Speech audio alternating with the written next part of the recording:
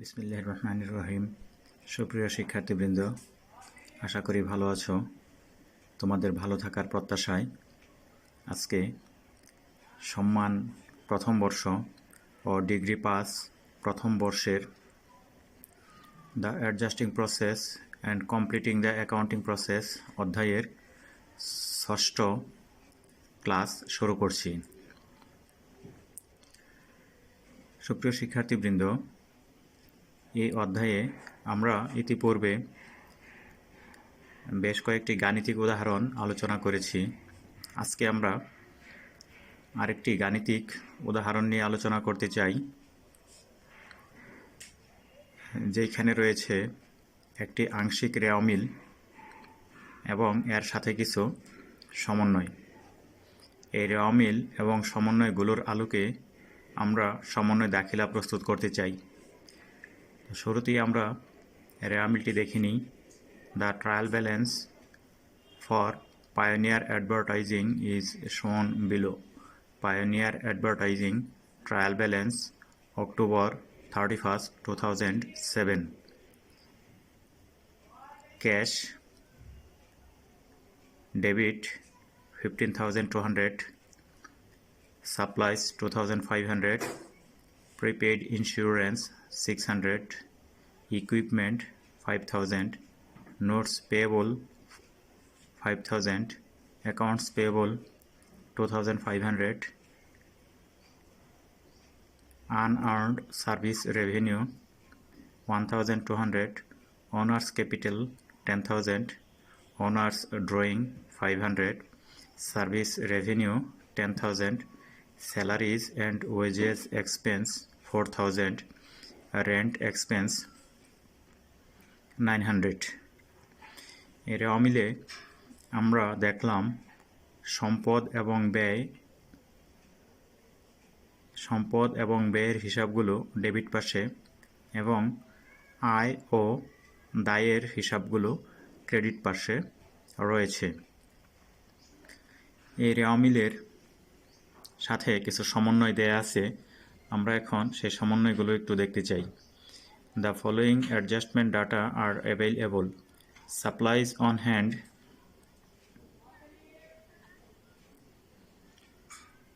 at October 31st, total টাকা 500.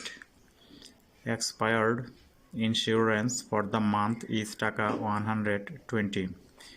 Depreciation for the month is টাকা 50. Service related to unearned service revenue in October worth টাকা 600 were performed. Service performed but not recorded at October 31st টাকা 360. Interest accrued at October 31st is টাকা 95. Accrued salaries at October 31st are টাকা 1,625. Instructions অর্থাৎ করণীয়: prepare the adjusting entries for the items above. অর্থাৎ উপরের যে সমন্বয়গুলো রয়েছে সেগুলোর জন্য সমন্বয় দাখিলা প্রস্তুত করো। প্রথম যে সমন্বয়টি রয়েছে সেটি হলো supplies on hand at October 31st, total টাকা 500. সাপ্লাইজ হাতে রয়েছে 500 টাকা অক্টোবর মাসের 31 তারিখে। হ্যাঁ, সুপ্রিয় শিক্ষার্থীবৃন্দ, এখানে আমরা যখন সমন্বয়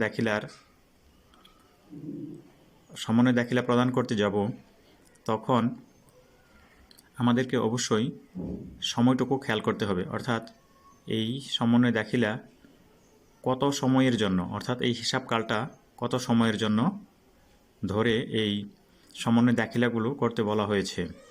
তাহলে আমরা এখানে দেখতে পাচ্ছি এই সমন্বয় দাখিলাগুলো হলো 1 মাস শেষে, অর্থাৎ অক্টোবর মাসের জন্য অক্টোবর মাসের 31 তারিখে এই সমন্বয় দাখিলাগুলো প্রস্তুত করতে হবে। এখানে সমন্বয়গুলো করতে হবে 1 মাসের জন্য। তাহলে supplies on hand at October 31 total টাকা 500। অক্টোবর মাসের 31 তারিখে হাতে সরবরাহের পরিমাণ 500 টাকা রয়েছে, অর্থাৎ 500 টাকার সরবরাহ হাতে রয়েছে। আর আমরা যদি একটু রেওয়া মিলে যাই তাহলে দেখব সাপ্লাইজ রয়েছে 2500 টাকা, সাপ্লাইজ রয়েছে 2500 টাকা। আর অক্টোবর মাসের শেষে সাপ্লাইজ রয়েছে 500 টাকা, অর্থাৎ 2500 টাকার সাপ্লাইজ রেওয়া মিলে রয়েছে। আর সমন্বয়ে বলা আছে সাপ্লাইজ হলো 500 টাকা। তাহলে 2500 টাকার সাপ্লাইজ মাসের শেষে হয়ে গেল 500 টাকা। এখানে 2000 টাকার সাপ্লাইজ কমে গেল। সাপ্লাইজ যদি কমে যায়, আমরা রেওয়া মিলে দেখতে পাচ্ছি সাপ্লাইজ রয়েছে ডেবিট দিকে, তাহলে আমাদের সাপ্লাইজ কমাইতে হবে। সাপ্লাইজ কমাইতে হবে, 2000 টাকা কমাইতে হবে। যদি কমাইতে হয় তাহলে সাপ্লাইজকে করতে হবে ক্রেডিট, তাহলে সাপ্লাইজ হিসাব ক্রেডিট, অর্থাৎ সম্পদ কমে গেল 2000 টাকার। যখন সম্পদ কমে যায় সেটি খরচে পরিণত হয়, তাহলে সাপ্লাইজ এক্সপেন্স হবে ডেবিট আর সাপ্লাইজ হবে ক্রেডিট। এরপরে আসা যাক 2 নম্বর সমন্বয়। Expired insurance for the month is টাকা 120। বিমার মেয়াদ উত্তীর্ণ হয়েছে অক্টোবর মাসের জন্য 120 টাকার। 120 টাকার বিমার মেয়াদ উত্তীর্ণ হয়েছে, মানে 120 টাকা বিমা বাবদ অক্টোবর মাসে খরচ হয়েছে। আমরা দেখতে পাচ্ছি রেওয়া মিলে অগ্রিম বিমা প্রদত্ত হয়েছে 600 টাকা। 600 টাকা রেওয়া মিলে রয়েছে, এখান থেকে 120 টাকার খরচ হয়ে গেছে। অগ্রিম বিমা হলো সম্পদ, আর যখন এখান থেকে 120 টাকার খরচ হয়েছে তখন ওই 600 টাকা থেকে 120 টাকার অগ্রিম কমে গেছে, কমে গিয়ে খরচ হয়। একটি বিষয় এখানে খেয়াল রাখতে হবে, যখন কোনো সম্পদ কমে যায় সেই সম্পদ ব্যয় হয়ে যায় বা খরচ হয়ে যায়। তাহলে যখন কোনো সম্পদ কমে তাহলে সম্পদকে ক্রেডিট করতে হবে এবং ব্যয়টিকে ডেবিট করতে হবে। তাহলে এইটির জন্য সমন্বয় দাখিলা হবে insurance expense debit, prepaid insurance credit. এরপর 3 নম্বর সমন্বয়ে আসা যাক। Depreciation for the month is টাকা 50। মাসের জন্য অপচয় হলো 50 টাকা। তাহলে depreciation expense debit, accumulated depreciation credit. চতুর্থ সমন্বয়টি হলো service related to unearned service revenue in October worth টাকা 600 ওয়ার পারফর্মড, অর্থাৎ 600 টাকার অনুপার্জিত সেবা আয়,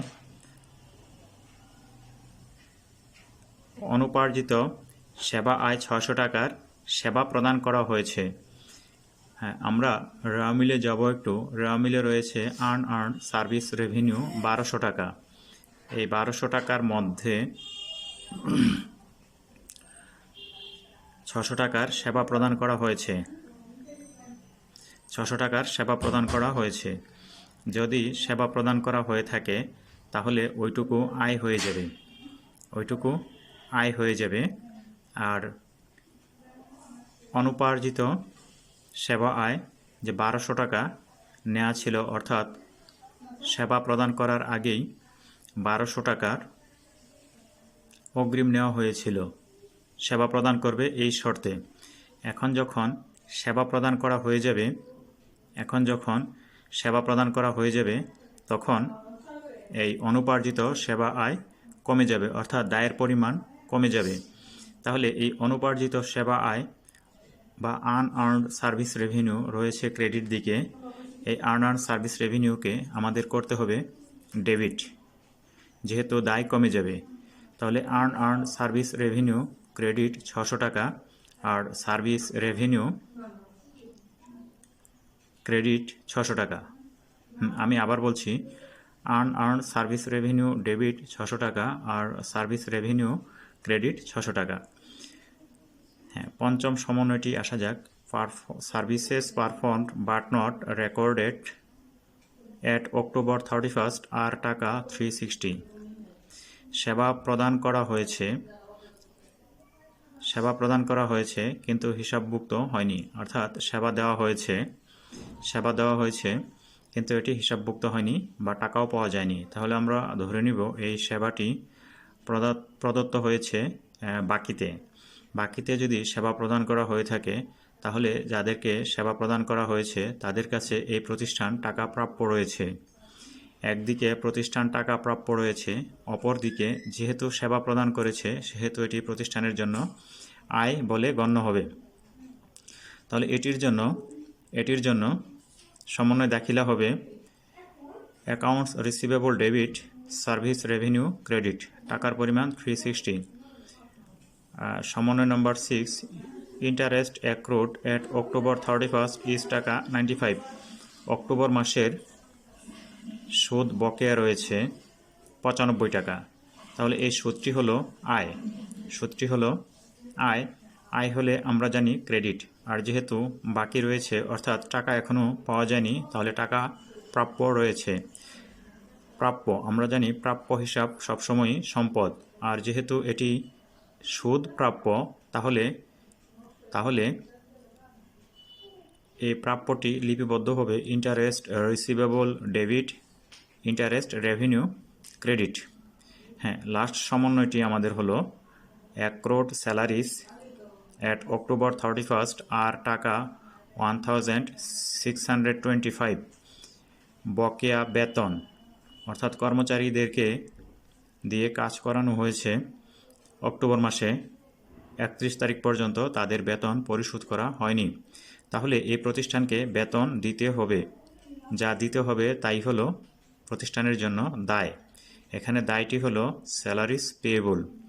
স্যালারিজ পেয়েবল, আর যেহেতু কর্মীরা কাজ করেছে তাদের কাজের সুবিধা পাওয়া গেছে তাহলে এই স্যালারিজ এক্সপেন্স হবে। সুবিধা পেলেই আমরা জানি সেটি খরচ হিসাবে গণ্য হয়।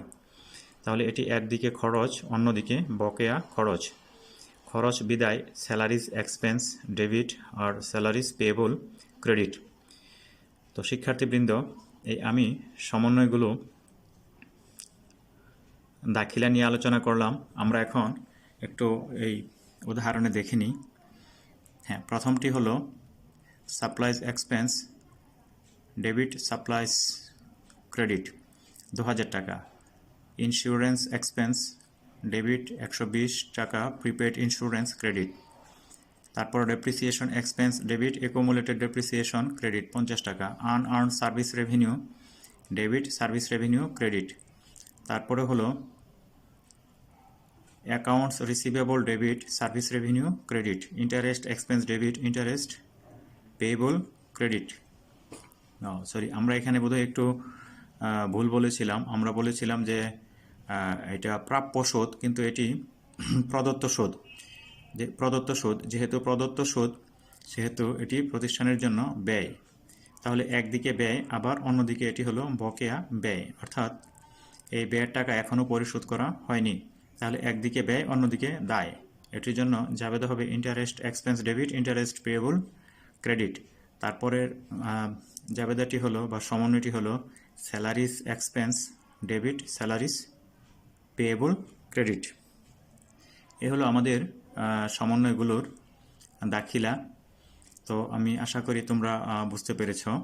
যদি বুঝতে অসুবিধা হয় তাহলে তোমরা কমেন্টে লিখবে, আমি সেই কমেন্টের উত্তর দেওয়ার চেষ্টা করব আগামী ক্লাসে। সেই পর্যন্ত তোমরা ভালো থেকো, সুস্থ থেকো, স্বাস্থ্যবিধি অনুসরণ করে করোনা থেকে নিজে নিরাপদ থাকবে এবং পরিবার পরিজনকে নিরাপদ রাখার চেষ্টা করবে, এই প্রত্যাশায় শেষ করছি। সবাইকে ধন্যবাদ।